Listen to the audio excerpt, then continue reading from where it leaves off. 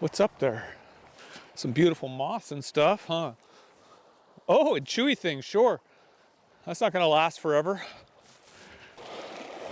All right, so where are we and what are we doing? And this is a great way to start. You have to start this way because you can always refer back to it.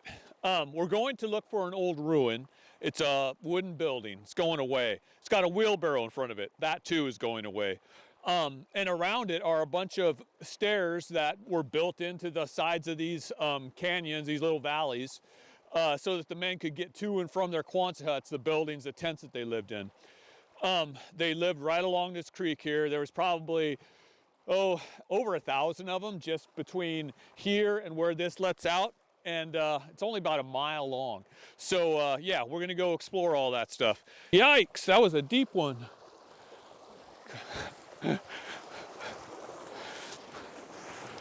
You stay right there, you look good.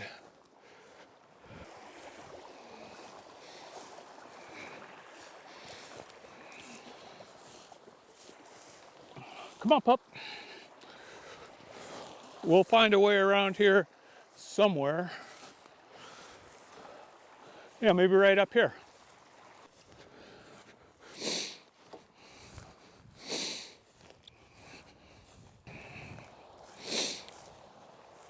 And down we go to the tree in the creek. Let's get a piece of video here. So down here, so here I want to demonstrate two things. One, this patch of crowberries right here. It's different than all the other stuff around it, which means something was probably buried here. Building material, stuff like that. Probably not gold or a meteorite or a mastodon, which I still want to find. But you see that cutout right there? It's almost like it chopped off from the bank. Well, that was probably made naturally, almost definitely made naturally, to put like a Quonset hut in there and keep the wall intact to protect it from the wind. So you get used to kind of seeing stuff like that, but there's a thing down here that I finally figured out what it was. And I only figured it out because this time of year, the vegetation has changed. You know, it's fallen down quite a bit. And you can see more than you can when either it's way up or there's snow on top of it, obviously. And someone found the crowberries. Are they good? They must be a little bitter yet, yeah?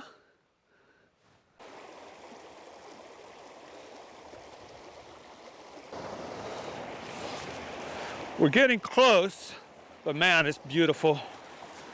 Did you find it? Up around this beautiful rock. This beautiful rock swamp. Boom.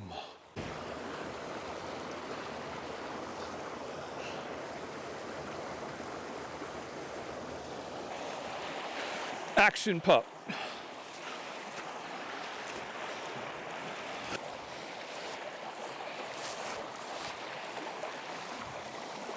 Yeah, so we're coming into another big flat area.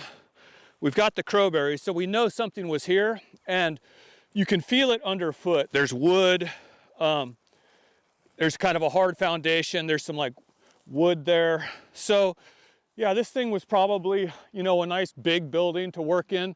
They have this, I'm gonna show you this. I just saw it the other day. I saw it from over there.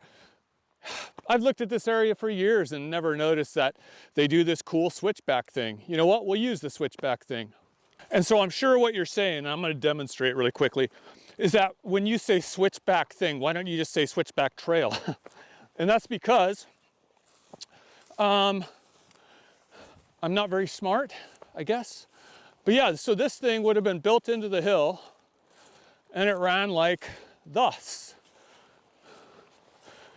And so there was a path here, I'm sure, where it just kind of switched back a little bit. And this is a way for guys to get to and from whatever they were doing there. And of course, it's just fallen and sagged a little bit with time, you know.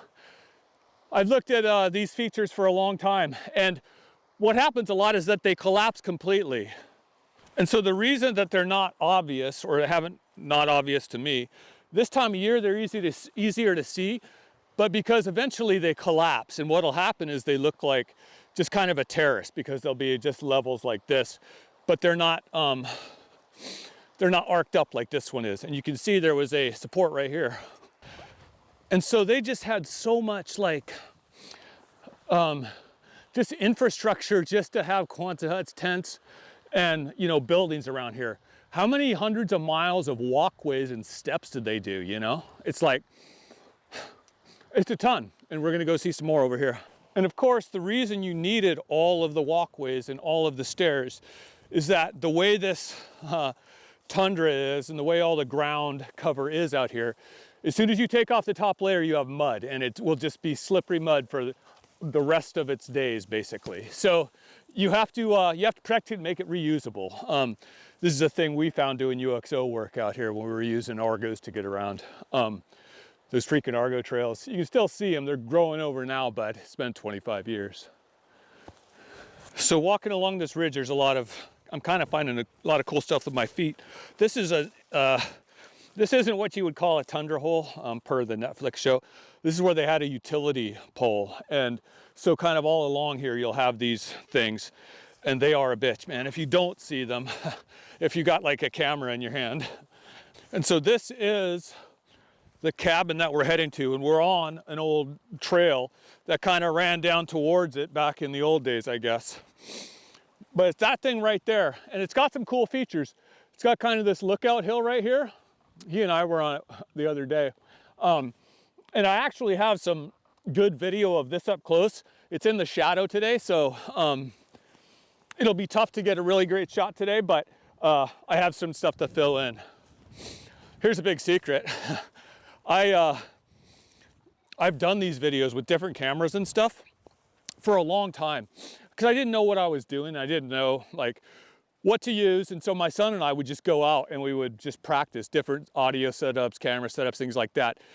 And unfortunately, some of the ones I've done before, the audio is so unusable that it's kind of like a silent film. I'll put them up, I think, just because they're kind of cool to look at. But yeah, so we've been here before, we kind of filmed it, but I wanted to do it with a nice camera because just so much work went into it, and it is disappearing. And you know what?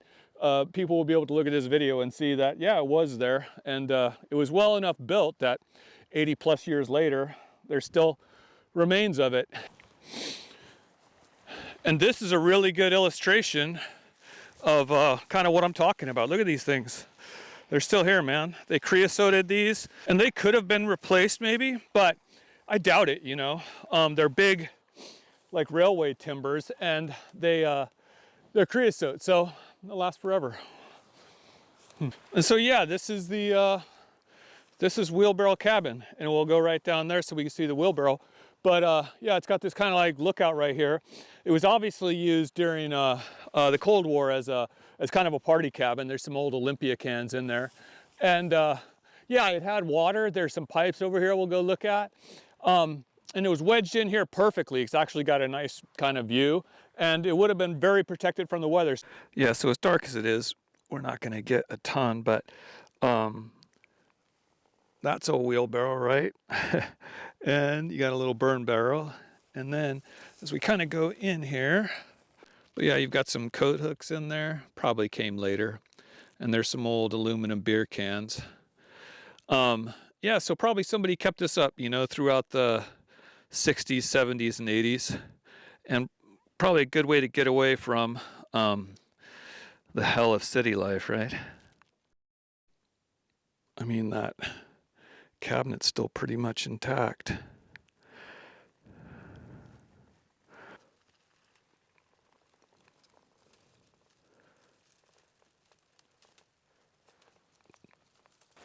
Yeah, and up here, you have where they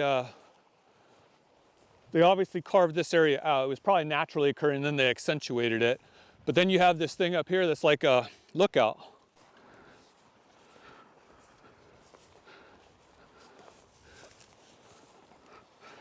And it's a pretty good view. And you still have the trails cut in here, Up in here might be a good place to swing a magnetometer. Just look for whatever they might have dropped out of their pants at the time. Yeah, so as you look at this, you know, it's going away pretty fast. This wood is just, you know, just crumbles like clay almost. And, you know, wasn't meant to stand forever, right? So this is another feature that would have made that, this place awesome is they had water, you know. They had some streams and kind of man-made little ponds up here that could feed water downstream. And of course, upstream, they piped a bunch of water off to the sides to support all the troops too. But this is a broken Coke bottle, but yeah, I don't know.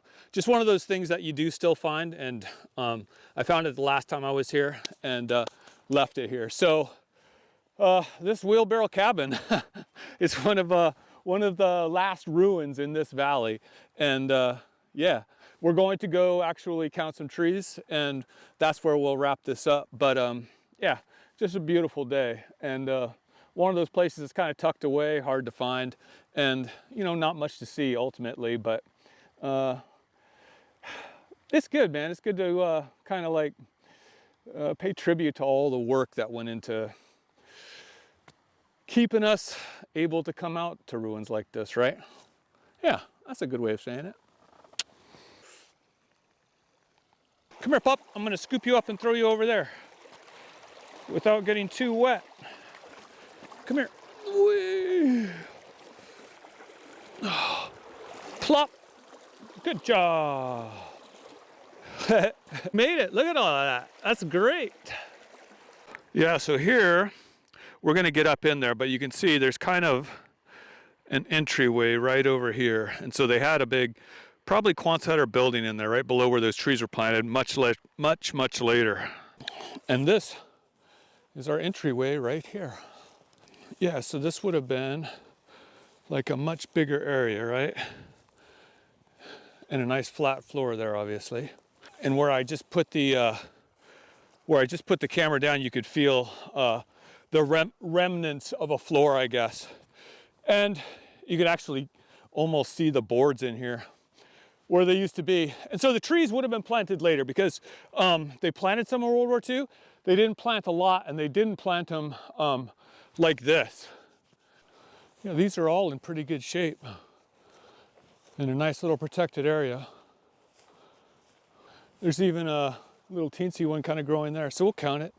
Yeah, there's not a lot. I'm counting 1, 2, 3, 4, 5, 6, 7, 8, plus the 4.